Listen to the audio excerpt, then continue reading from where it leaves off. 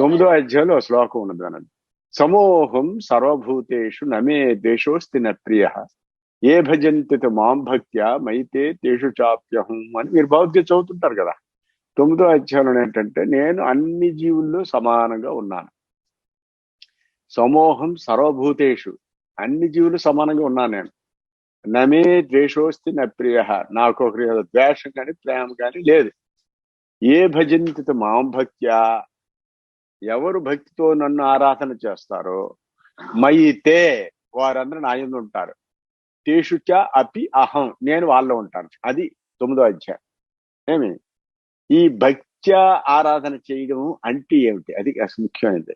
భగవంతుని ఏంటి అదే భగవద్గీతలోన అవ్యక్తం వ్యక్తి ఆపన్నం మన్యంతే మాం అబుద్ధయ పరంభావం అజానంతో మమ అవ్యయం అనుత్తం అని ఎక్కడ చెప్తున్నారు? 7వ అధ్యాయం విజ్ఞాన యోగంలో.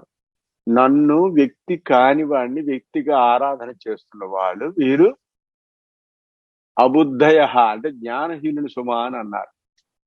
ఆ పరమాత్మ చెప్పారు, నేను చెప్పాను. అది అంటే ఏంటంటే ఆయన స్వరూపం తెలియకపోవడం వల్ల మనం ఇలాగన్నీ పెట్టుకుంటున్నాం.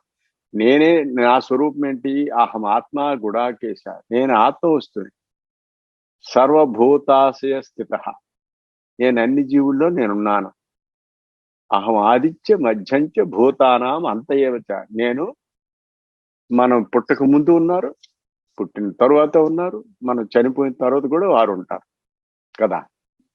భూతానాం అంతయేవచ అయినప్పుడు ఎక్కడున్నారు వారు? అందరి హృదయాల్లో ఉన్నారు. ఏ రూపంలో ఉన్నారు మళ్ళీ కావాలి. ఇది నామస్మరణ అని దానికి ఎంత లోతైంది ఉందో చెప్తాను. నామస్మరణ మోక్షం అంటే ఏమిటనేది చెప్తాను. దానికి కారణం ఏంటంటే అందరి జీవుల్లో హృదయంలో ఏ రూపంలో ఉన్నారు? ఆత్మ రూపంలో ఉన్నాను. ఆ ఆత్మ అనేది ఎలా ఉంది? మళ్ళీ ప్రశ్న. ఆత్మ అనేది ఏ రూపంలో ఉంది? జ్యోతిషామపి తజ్జ్యోతి తమస పరముచ్యతే జ్ఞానం జ్ఞేయం జ్ఞానగమ్యం హృది సర్వస్వ విష్ఠితం. 13వ అధ్యాయం మీరు నిత్యం పారాయణ చేస్తుంటారు కదా. ఏంటి నేను జ్యోతులన్నిటికంటే జ్యోతి నేను. ఏంటి తమస పరముచ్యతే, ఈ చీకటి కంటే అవతల అక్కడ నాకు తమస్సు చీకటి అనేది లేదు. నేను అన్నిటికంటే అతీతమైన తేజో రూపంలో ఉన్నాను.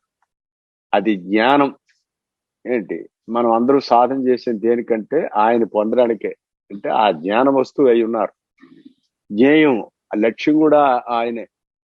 జ్ఞాన గమ్యం అంటే మనం ఈ భగవంతుని తెలుసుకుని సాధన చేసి ఆ తెలుసుకునే తెలివి ఉంది చూసారా, అది కూడా జ్ఞాన గమ్యం. ఆ జ్ఞానం చేత ఆయన పొందబడతాం. జ్ఞానం ఆయనే, జ్ఞేయం ఆయనే. ఈ శాస్త్ర జ్ఞానం మిగతా భగవంతుడి గురించి తెలుసుకుని సాధన చేసే జ్ఞానం గమ్యం కూడా ఆయనే. ఎక్కడున్నారట? హృది సర్వస్వ విష్ఠితం, అన్ని జీవులు హృదయంలో ఉన్నారు.